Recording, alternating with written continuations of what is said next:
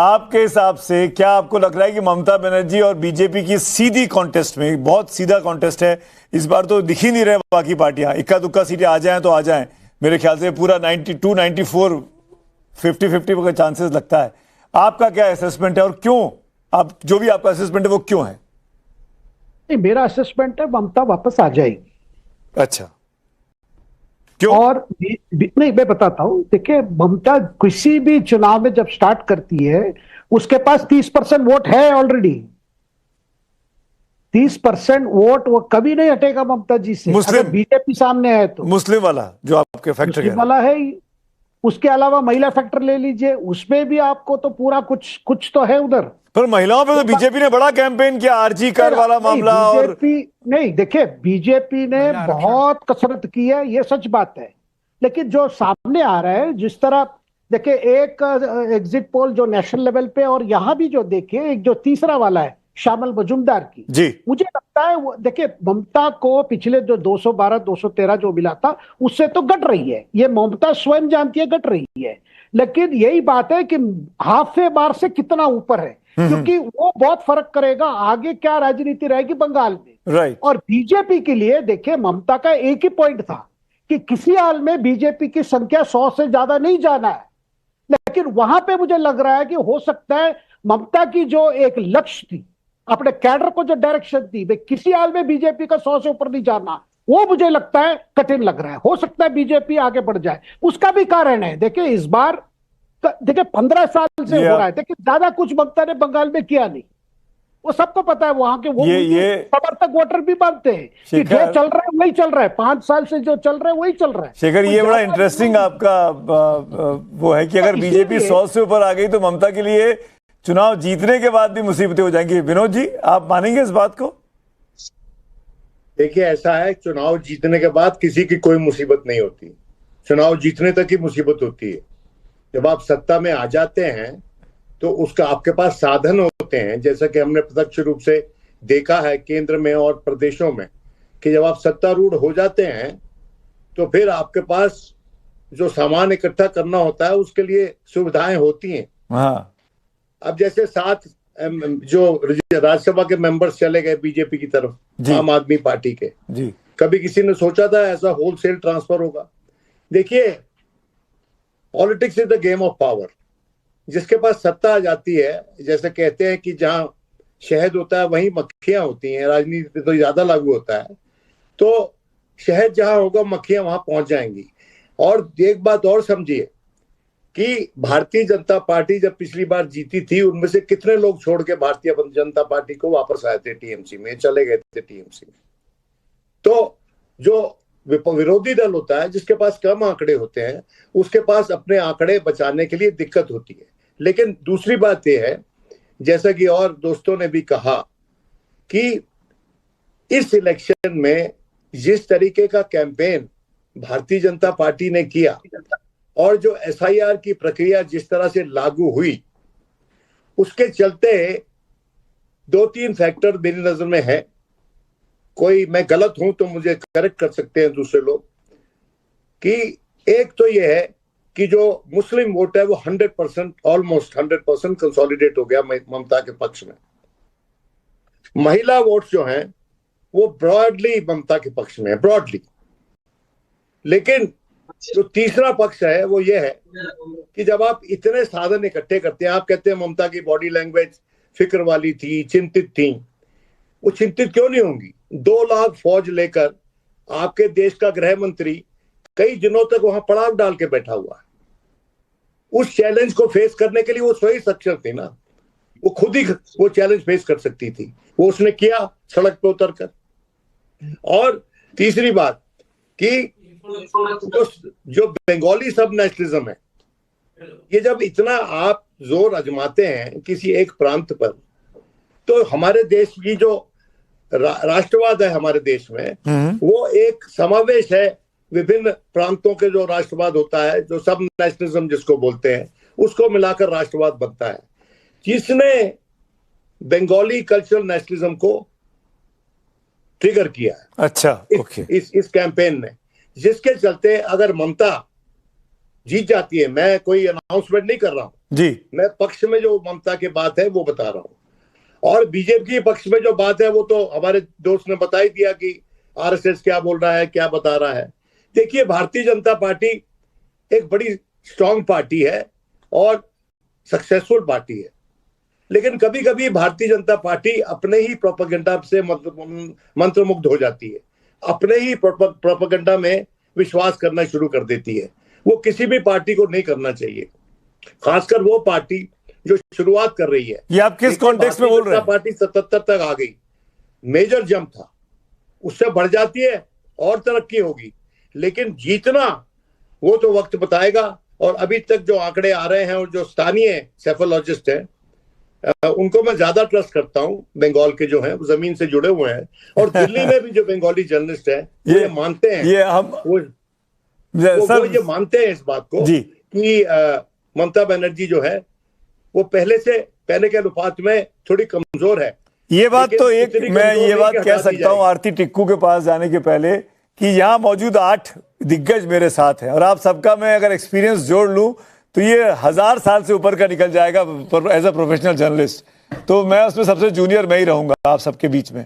लेकिन आरती, मैं ये जानना चाहूंगा आपसे, इन सब के बाद भी क्या फ्यूचर की बात कर रहा हूं मैं, अगर ममता बनर्जी की सीटें कम हो रही हैं, वो 215 से कम होकर 200 या 150 के बीच में आती हैं, ये मानते हुए भी कि वो चुनाव जीत रही हैं, तो क्या आपको लगता है कि वो सरकार उतनी मजबूती से चल पाएगी? क्योंकि अभी हमने आम आदमी पार्टी के साथ क्या हुआ जिसका जिक्र विनोद जी ने किया, वहां से सवाल मन में कौंधा कि भाई ये तो जीतने के बाद भी चीजें बदल सकती हैं।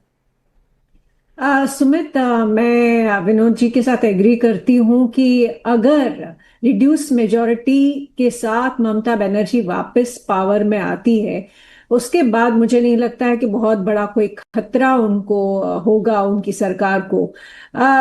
ये जरूर है कि मई 4 को जो भी जीतेगा, ये साफ है कि ये वाला जो बैटल है बिहार से भी ज्यादा खतरनाक बैटल देखा गया वेस्ट बंगाल में बीजेपी और टीएमसी के बीच में। पर लार्जर पिक्चर अगर देखें तो जो नेशनल लेवल की जो पॉलिटिक्स है, नेशनल पार्टीज की जो एक फुटप्रिंट है, जिसमें हमने कांग्रेस को धीरे धीरे घटते हुए देखा और बीजेपी को असेंडेंस पे है, उसमें ये साफ जाहिर होता है कि बीजेपी रीजनल पार्टीज को बहुत बड़े तरीके से चैलेंज कर रही है। 2021 में मुझे याद है कि लगभग बहुत सारे पोलस्टर्स ने ये कहा था कि बीजेपी तो बस आने वाली है वेस्ट बंगाल में। कई लोगों ने तो मतलब सोशल मीडिया पे इतना कैंपेन चलाया कि बस बीजेपी आने वाली है। सारे एग्जिट पोल्स गलत निकले थे। हाँ, और बिल्कुल गलत निकला, और कहीं ऐसा ही ना हो कि दोबारा इस बार भी वो सारे पोस्टर्स जिन्होंने क्लेम किया है कि बीजेपी। आपको क्या लग रहा है आरती? देखिए, मुझे तो ये लग रहा है कि कहीं हंग असेंबली ना हो। अच्छा।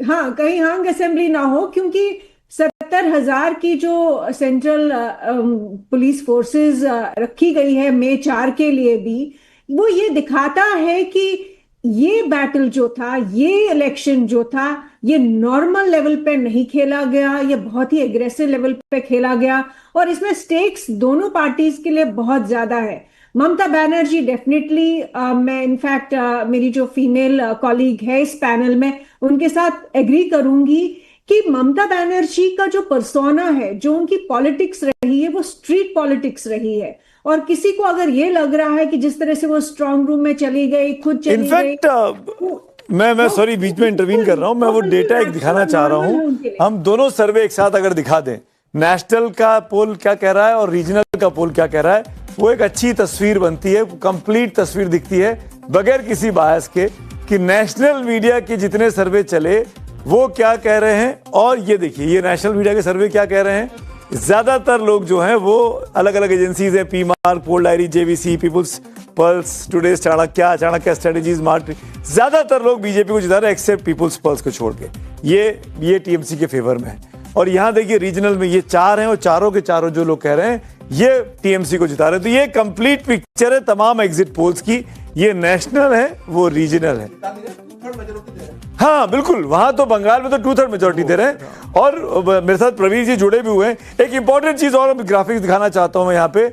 जब से भारतीय जनता पार्टी केंद्र में आई है, और मैं वो मैप दिखाना चाहता हूं इंडिया का कि कैसे बीजेपी ने पूर्वोत्तर में अपना साम्राज्य बढ़ाया। ये देखिए, अब सिर्फ झारखंड और बंगाल, ये 2 राज्य ऐसे रह गए हैं जहां बीजेपी का मुख्यमंत्री नहीं है।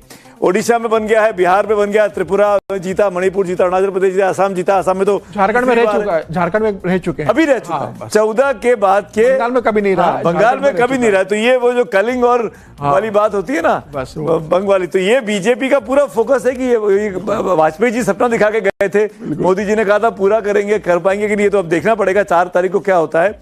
ये बहुत इंटरेस्टिंग है। तो क्या बीजेपी का मुख्यमंत्री पहली बार वहां बनने वाला है? और एक और इंटरेस्टिंग चीज जो मैं पूछना चाहूंगा, प्रवीर विश्वास मेरे साथ जुड़ गए। प्रवीर, ये क्या फैक्ट है कि जो मुस्लिम बहुल सीटें रहीं वहां पर पोलिंग परसेंटेज ज्यादा बेहतर रहा बजाय हिंदू बहुल सीटों के? इन दोनों फेजेस में 2, 2.5, 3% का गैप है, मुस्लिम ज्यादा वोट करने आ रहे थे। और इसका मतलब क्या है प्रवीर? सुन पा रहे हैं प्रवीर जी सुन पा रहा हूं, प्रवीर जी सुन पा रहा हूं, बोलिए।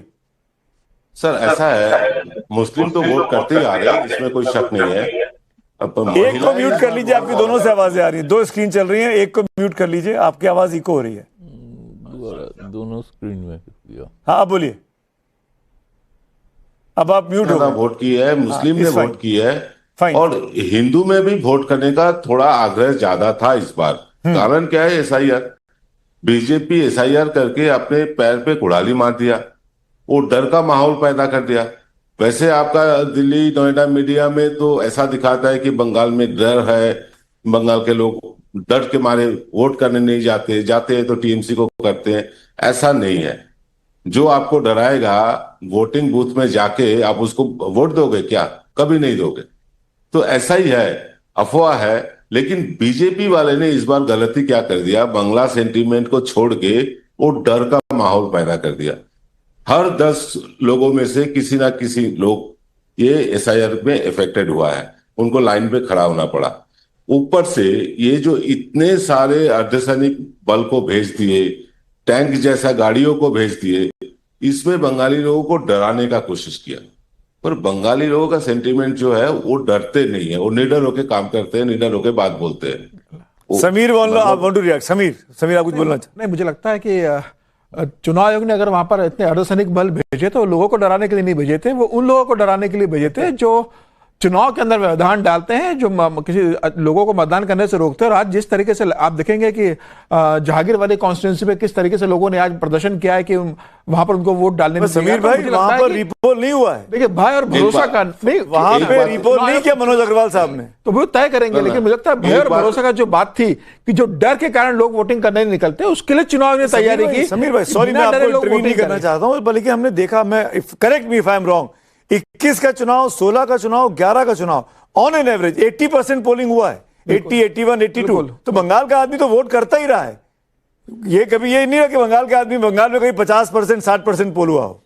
नहीं, वोट करता रहा। लेकिन पिछले चुनाव की आप हिंसा भी देखिए ना, 50-55 लोग चुनाव हिंसा में मारे जाते हैं। प्री इलेक्शन जो हिंसा होती है, पोस्ट इलेक्शन जो बंगाल में हिंसा होती है, इस बार कैसा हुआ है? किसी बूथ पर आपको फर्स्ट फेज के 152 सीटों के बाद कभी ऐसा लगा कि बहुत हिंसा हो गई और पूरा मतदान हो रहा है? जिस तरीके से इस बार चुनाव आयोग ने करवाया।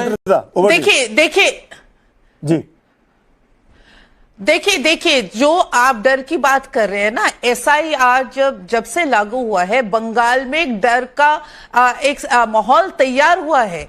और लोग जो इतने, जो मैं बहुत सारे चैनल में गई, सब ने कहा इतना परसेंटेज हाई हुआ है, वी आर शॉक्ड।